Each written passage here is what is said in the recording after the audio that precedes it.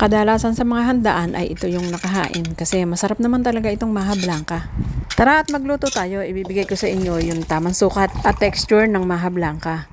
Okay, para mas malasa yung aking maha blanca, ibe-blend ko yung 1 can whole corn. Pero kung gusto niyo ng may toppings ay mag-iwan kayo ng konti kagaya ng ginawa ko. Isinama ko rin yung sabaw, ngayon i-blend natin ito.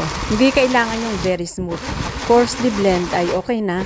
Siyempre, pwede din kayong gumamit ng cream style corn. Pagsamasamahin muna natin sa kasirola yung blended corn, 200 grams coconut milk, 1 cup evaporated milk, 3/4 cup condensed milk. Gawin yung 1 cup kung gusto niyo ng mas matamis pa.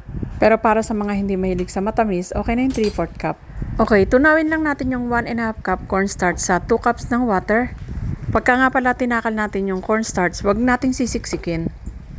Mag-a-add din ako ng 1 cup water dito sa ating mixture.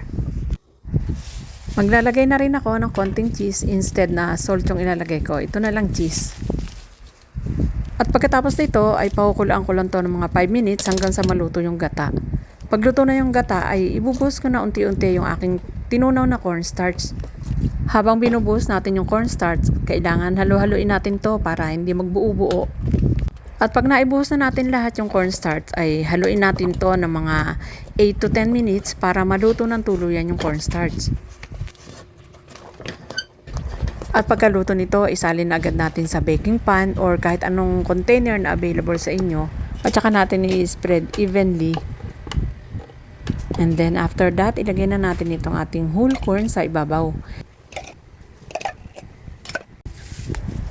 Mag-grate tayo ng cheese sa ibabaw para mas lalong sumarap yung ating maha blanca. Pagkatapos nito ay palalamigin lang natin dito. Then pag malamig na, ilalagay natin sa ref. Ito galing na to sa ref. Mas masarap kasing kainin nito pagka malamig. Okay, papakita ko sa inyo yung texture. Tamang-tama lang yan, hindi yan masyadong malambot at hindi rin masyadong matigas.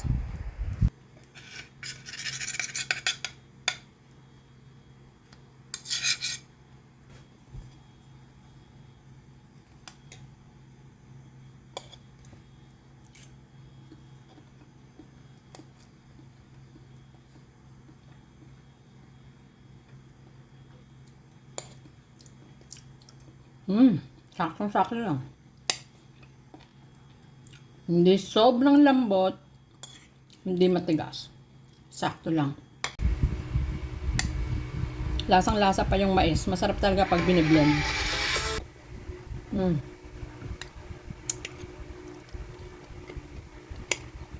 Sarap.